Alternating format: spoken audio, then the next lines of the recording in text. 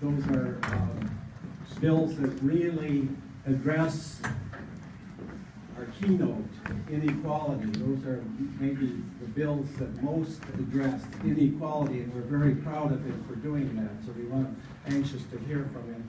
And the legislators that have to leave now, I really thank you for coming and for your participating. I know you made a lot of extra effort. Thank you. Thank you, John. I did put in a bill this year to raise the minimum wage $1 for each of the next couple of years. Also put in a bill to make the earned income tax credit refundable. Both of those are designed to deal with the rising gap in inequality in our country, in our state. Those bills were not successful, but that's not unusual in Virginia. Sometimes it takes many runs at the issue in order to be able to resolve it. So we'll take a run at it again.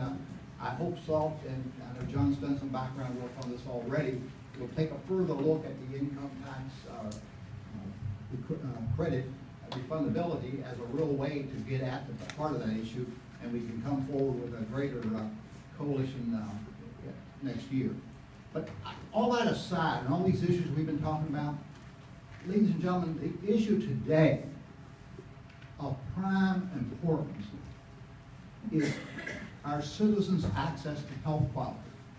And we're going to leave here on Monday and go back to Richmond to wrestle with what Senator Saslow and Senator Howell talked about, and that's Virginia's admission into the expanded Medicaid program to cover the coverage gap.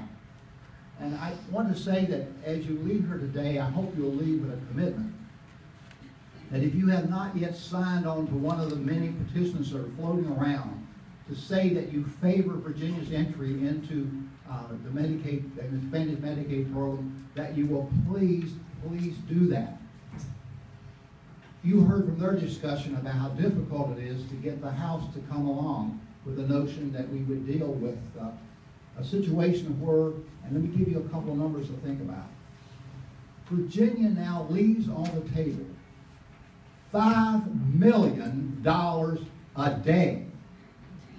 We are approaching $400 million that could be available to our Virginians who do not have adequate health insurance, or no health insurance, I should say, our working poor. This is despicable. We cannot leave here without a commitment to say, I'm going to do everything I can, I'm going to sign an online petition, and I'm going to write to every Republican member of the House of Delegates, email them and say, we need to go forward on this issue. We are already paying the taxes that support the program. We Virginians, the businesses in Virginia, are paying those taxes. And what we're asking for is a pretty simple proposition. Take that money that's going to Washington and don't fall for the American Prosperity radio commercials that tell you the federal government doesn't have the money to fund this program. This program is funded. It's not going to add to the national debt. It's Virginia money in Washington that we're simply asking that you send back to us here in Virginia, because we have 1 million uninsured Virginians, and about a quarter of that number could get health insurance if we simply put the mechanism in place to receive the money. I sit on the floor of the House near the end of the session. How am I going to explain this to my constituents? I struggle here as I talk to you to say, what kind of logic would say that you would raise money among taxpayers, send it off to the national capital, and then refuse to take it back? Now, I know there's some problems with the federal government in some people's minds, but this is a winning proposition. And ladies and gentlemen, people that you're concerned about when you talk about inequality, when you're talking about poverty, when you're talking about the working poor, these are the people I'm talking about. These are people who live in fear of the next medical disaster, the yellow card that comes up in their lives that says that, you know, we're living on the verge of a disaster if we can't meet our cost.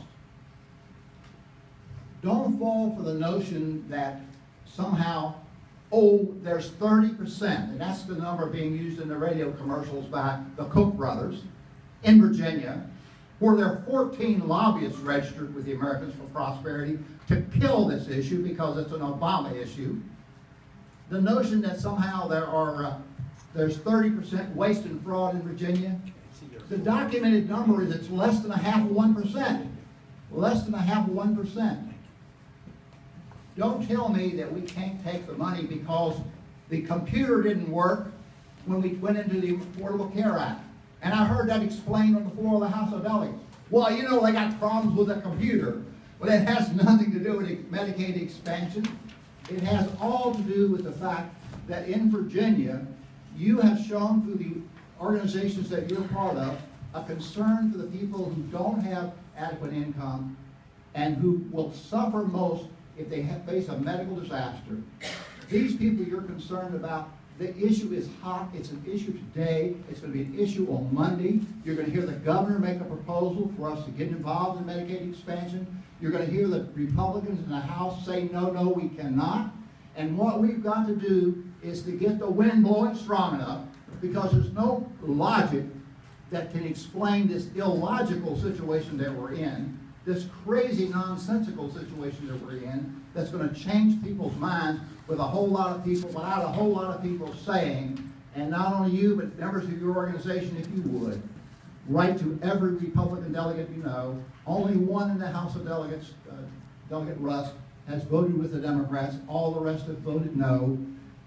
Wherever you live, it doesn't matter, because we're talking about the health of Virginia, not just the health of a single district. Write to the call, give them hell, let's get this done. Thank you.